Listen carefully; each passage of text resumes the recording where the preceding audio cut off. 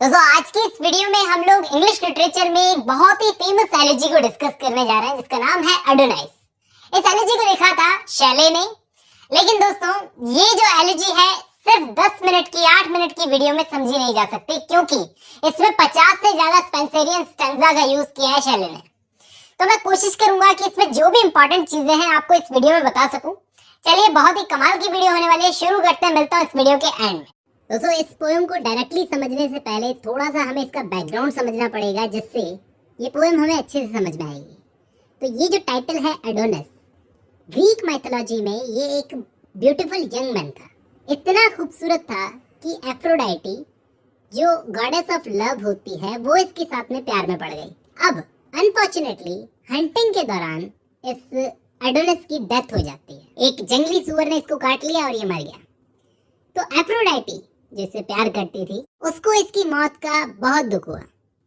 तो एक chief God थे दोस्तों, ज्यूस। उन्होंने इसको अलाउ किया, किसको, एडोनिस को, कि वो साल में 6 महीने एफ्रोडाइटी के साथ में गुजार सकता था। अब दोस्तों थोड़ा सा मैं आपको एफ्रोडाइटी के बारे में बता देता हूँ। देखो ग्रीस में एफ्रोडाइटी को 2 तरीके से पूजा जाता था। एक तो एफ्रोडाइटी यूरेनिया जो कि गॉडेस ऑफ स्काई है, और दूसरा एफ्रोडाइटी पेंडेमो, इसका मतलब है goddess of family life, goddess of marriage.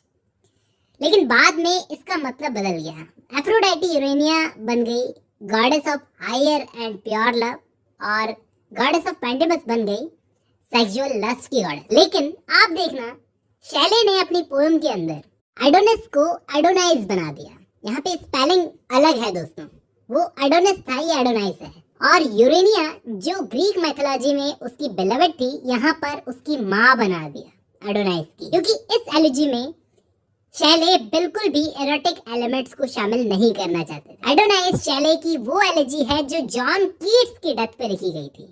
दोस्तों कीट्स की डेथ हो गई थी इटली में, रोम में, 25 की एज में। क्या होती है 25 की एज?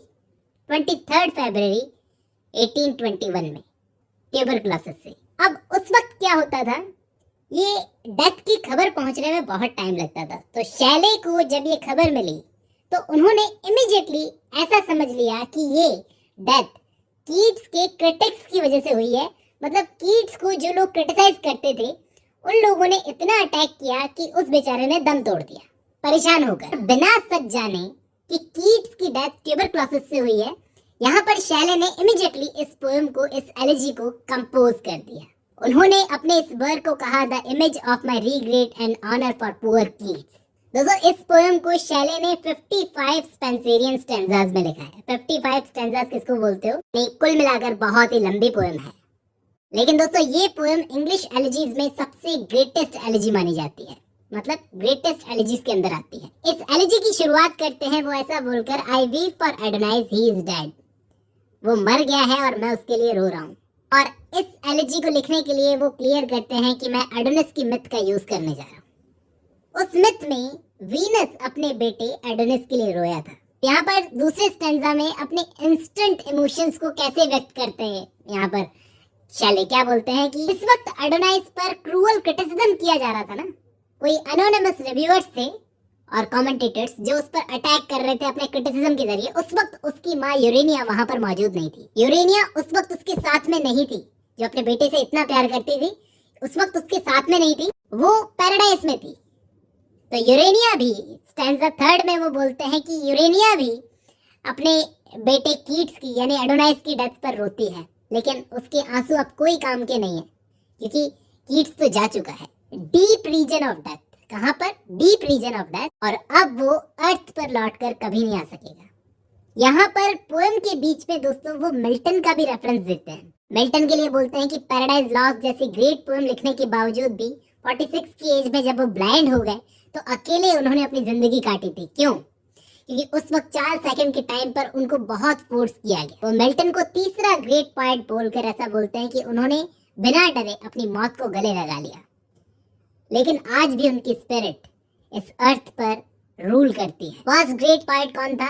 होमर, दूसरा था दांते, फिर उसके बाद 3rd पे थे मिल्टन। ऐसा बोलते हैं यहाँ पर शैले। हालांकि सारे पॉइंट्स मिल्टन के बराबर स्टेटस नहीं पा सकते, लेकिन मिल्टन से ज्यादा हैप्पी रहते हैं कुछ पॉइंट्स। जिनकी कम उम्र में डेथ हो क्यों हुई है? ये कुछ जेलस लोग होते हैं जो उनकी खुशी बर्दाश्त नहीं कर सकते। उनको भी याद रखा जाएगा, उन पार्ट्स को भी याद रखा जाएगा, भले ही उन्होंने कोई एपिक ना लिखा हो मेल्टन की तरह, लेकिन फिर भी उनको भी याद रखा जाएगा। दोस्तों यहाँ पर 3 जनों की बात कर रहे हैं, कीट्स, लुकन, चैटरटन और कीट्स। एक पार्ट तो मर गया, लेकिन अभी भी ये क्रिटिक्स माने थोड़ी हैं। एक मासूम पार्ट को मारने के बाद में अभी भी नए इमर्जिंग पार्ट्स पर अटैक किए जा रहे हैं। हालांकि कॉलरेज और वर्ड्सवर्थ जैसे पार्ट्स तो ब्रेवली इन अटैक्स का सामना कर लेते हैं, लेकिन नए इमर्जिंग पार्ट्स का क्या? दोस्तों यहाँ पर शैले ने कीट्स को चाइल्ड ऑफ म्यूसिस बोला है, जो कि एक अनपोएटिक एज में पैदा हो गया। चाइल्ड ऑफ म्यूसिस जो एक अनपोएटिक एज में पैदा हो गया, और यहाँ पर वो कीट्स को एक पेल फ्लावर से कंपेयर करते हैं, एक पीला फ्लावर। यहाँ पर इसाबेला जो कि कीट्स की बहुत फेमस पोएम है पोर्ट ऑफ बेसल, उसको भी रेफर किया है। और आगे बढ़ते हुए शैले रोम का जिक्र करते हैं। रोम एक ऐसी सिटी है जहाँ पर ग्रेट लोगों के मेमोरियल्स हैं। वो कीट्स की डेथ भी एक ऐसी जगह पर हुई जहाँ पर ग्रेट किंग्स की डेथ हुई थी, और वहाँ पर उन किंग्स के मेमोरियल्स हैं। इसी के साथ वो यूरेनिया को मना करते हैं कि उसको उठाओ मत, वो इस इवल वर्ल्ड से दूर जा चुका है, एक डीप रेस्टफुल स्लम्बर यानी कि नींद में सोया हुआ है, तो उसको परेशान मत करो, उसको सोने दो। अब कब्र में भी उसकी डेड बॉडी गलने लगेगी। कब्र के अंदर उसकी डेड बॉडी को करप्शन खाने के लिए बैठा है। करप्शन मतलब, करप्शन को यहाँ पर पर्सोनिफाई किया है दोस्तों, जो कीट्स की ब्यूटी को खाने के लिए बैठा है।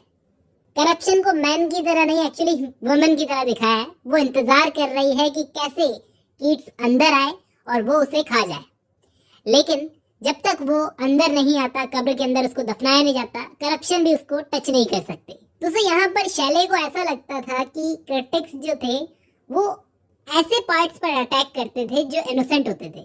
बायरन जैसे पार्ट्स पर वो अटैक नहीं कर सकते थे क्योंकि डरते थे। बायरन सटारिकल पोएम्स लिखते थे। दोस्तों यहाँ पर लॉर्ड बायरन और मूर को पोएट ने, शैले ने यहाँ पर फर्स्ट मॉर्नर कहा है, फर्स्ट 2 मॉर्नर्स। लेकिन यहाँ पर नोट करने वाली बात यह है कि बायरन और मूर ने कभी भी कीट्स के लिए वो सेंटिमेंट्स फील नहीं किए जो शैले फील कर रहे थे। और यहाँ पर कीट्स ने ली हंट को मेंशन इसलिए किया है क्योंकि ली हंट बहुत ही क्लोज फ्रेंड थे कीट्स के। और आखिर में इस एलिजी को खत्म करते करते शैले ऐसा बोलते हैं कि कीट्स के लिए रोने की जरूरत नहीं है, क्योंकि कीट्स ऐसे लोगों की कंपनी में चले गए जो लोग ग्रेट हैं। वो एक ऐसी हाइट पर चढ़ गए जहां पर वो इविल से बचे रहेंगे। तो नेचर को यहाँ पर कीट्स के लिए रोने की जरूरत नहीं है, क्योंकि कीट्स अब जाकर नेचर का पार्ट ही बन गए हैं। और आखिर में शैले क्या बोलते हैं कि मैं भी अब तुम्हें ज्वाइन करने जा रहा हूँ कीट्स, कुछ सालों में मैं भी तुम्हारे पास में आ जाऊंगा। वो इमेजिन कर रहे हैं ऐसा। दोस्तों हम सब जानते हैं कि ऐसा ही हुआ था। कीट्स के बाद में शैले की भी कुछ सालों के बाद में डेथ हो गई थी। उम्मीद करता हूँ इस पोएम से आपको कुछ ना कुछ हेल्प जरूर मिलेगी। आज की इस वीडियो में बस इतना ही।